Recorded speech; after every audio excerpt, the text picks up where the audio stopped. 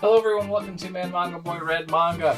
Please, if you enjoy this content, like, comment, subscribe below, and share it with a friend. They probably like it too. Also, if you find anything you enjoy here, please use my rates of affiliate link down below.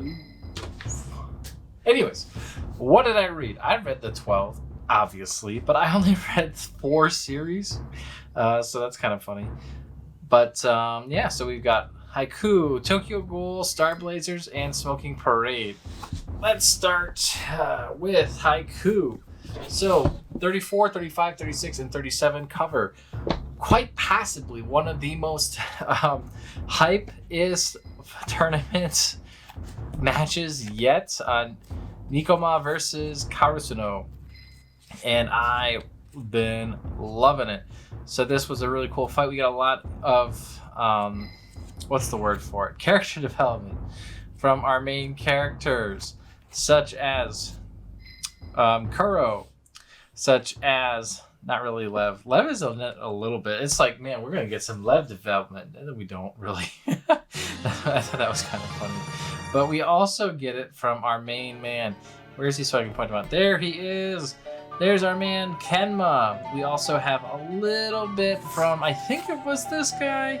It might have been this guy. They look kind of similar. But one of these two here gets a little bit of development, like, oh, this guy's really good at calming down the crew and keeping everything in order. And I thought that was kind of lame. Because that was really all I got. We also get a bit of the, the coaches kind of resolving things. So Ukai, both of them, as well as main man coach Nikomata here. I always thought that was weird that the cats were named after, and he was named Cat, and I don't know, Nikomata, like, it's the same character. Oh, and I thought this was an interesting cover. So it shows Kenma in a bird cage, and it's supposed to signify him putting, actually, I know you think it's him, but it's actually him putting Hinata in a cage. That way, Hinata can't be used. It was very cool to see, what it's like to have Hinata not being able to do his thing. So for Shoyo to be kind of in the background, Hinata, my main man, with the bright orange hair, not doing shit. Very big twist. Really enjoyed that. However, as you can see, he busts out of the cage. He's got a knife. All right, much like Man Manga Boy. Okay, we got knives, and we're not gonna take this laying down from any cat man. And so it's cool to see Kenmo start to kind of take this seriously. He's moving around, he's sweating, he's hurting, and he's like, man, I do not want this to end. This is being great. We also see Suki and Kuro talk about how, Kuro's kind of taught and raised Suki up. Meanwhile, also how Kenma kind of raised Kuro up. Kuro's a year older than Kenma, but Kenma used to actually be the quiet one. And wow, hard to believe that Kuro would be the quiet one and Kenma would be the louder one. So Kenma actually helped show him kind of the ropes and how to get to know people. And once he did, he's like, bye, Kuro. I really don't want to deal with your shit. I'm going to play video games. You can play volleyball. But he ended up playing volleyball with Kuro as well, obviously. So now we're on to the matches here to figure out who is going to be our main man opponent. We also have Fukurodori. I think that's how you say that team name. Fukurodani, maybe. Playing against a team that I don't remember the name of, and I don't think is going to matter too much in the end. But whatever, I'm sure they're going to have to fight Karasuno because they're on the spines, and they've been one of the main teams from the beginning. So if they don't happen to go against them, I'd be really shocked. Tokyo Ghoul 5 through 9. This is a huge bulk of Tokyo Ghoul done. I've been trying to read 5 a week so I can make it to the end. I think it's safe to say I'm going to make it. It's we're only in the teens of October right now, so I think we're in a pretty good shape. So Tokyo Ghoul has gone through some wild changes. We finished the fight with the gourmet. That was awesome. Really cool fight here. We get to learn a little bit more about the investigators and what's been going on here with them. We also get this kid introduced. He blows some police guard's eardrum out. That was freaking gross and weird. We also find Jason and the crew here, Blue Tree, and they're up to no good, obviously. So they kidnap a few ghouls and our main ghouls, and we start to get some hints about something going on with Rise, or Rize. I don't know how to actually say her name. But in any case, our main man Kaneki gets tortured. His hair turns white because he's so stressed out by Jason. We also learn a little bit more about the owl. And this was a sweet fight between Kaneki and Jason. One of the main things I remember from watching the anime was this fight here, because I thought it was insane. And then everything else out afterwards, I'm like, wasn't as good. Cool to see the one-eyed owl, but that was it. The covers to this, series is also, I don't really say too much, but they're really great looking. So I really do like these covers quite a lot. They're very striking. They change style a lot, but most of the time they're watercolor based. We get a huge amount of learning about the Kinque and I can't remember what the appendage is called off the top of my head right now. But nothing made out of the RC factor.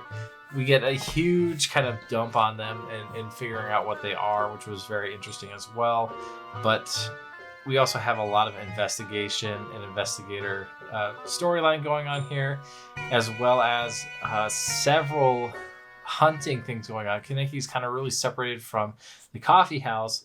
It has a new crew here. You can see here at the Gourmet. And the girl who lost her mother and father from the investigator. And I think his name is Justin. I can't 100% remember his name, but it's something silly like that. It's not Justin. I know it's not Justin. It's something else, but it's like Banjo. Yeah, it's Banjo. Banjo. Yeah, I don't know why I didn't just open up to this page here, but yeah, Banjo. Anyways, so yeah, we figure out that there's stuff going on and that there's multiple one-eyed ghouls and that's not so hot. Someone's making more gosh darn human ghouls. How dare they? How dare they? So we get to find more about that. Star Blazers 2099 Space Battleship Yamato, the remake. So this manga is based off of the anime of the same name, which is originally based off of the manga Space Battleship Yamato.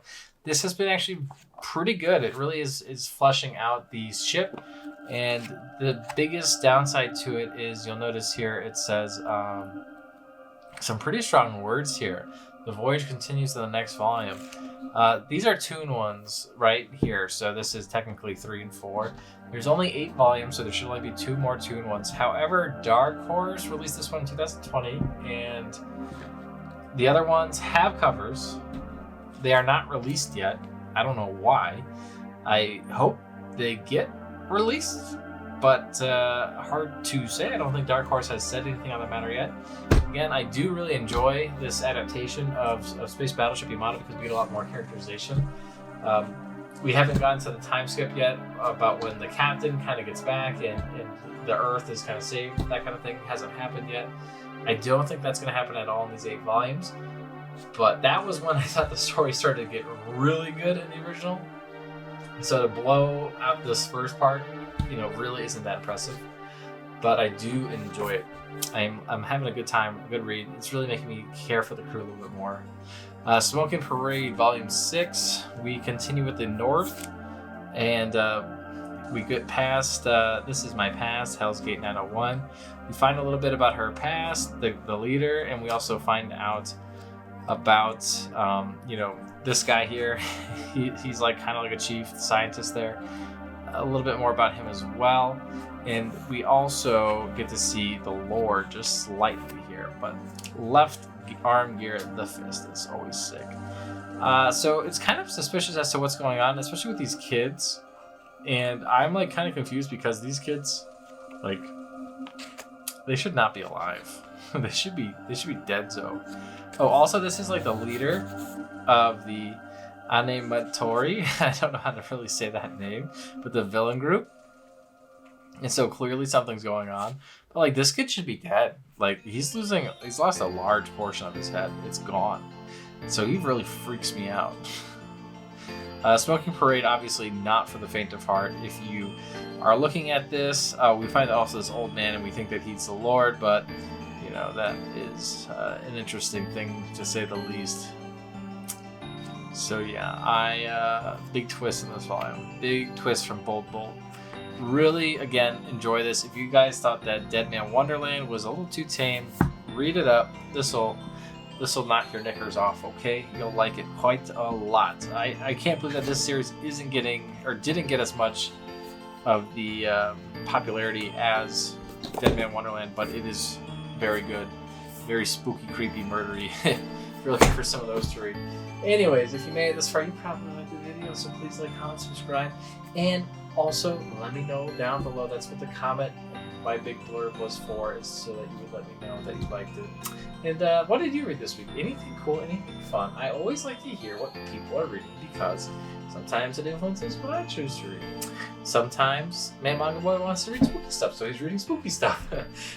But yeah, I'll be done with Tokyo Ghoul probably next week because there's only 14 volumes and it goes into Re. I'm planning on taking a little break from Re after that, but we'll see where I go from there. And Smoking Parade will be done for sure next week too. And also Haiku is almost done as well. So I'm really nailing them out of the park right now. We're hitting them out. So things are looking great. We'll see you next time. Bye-bye.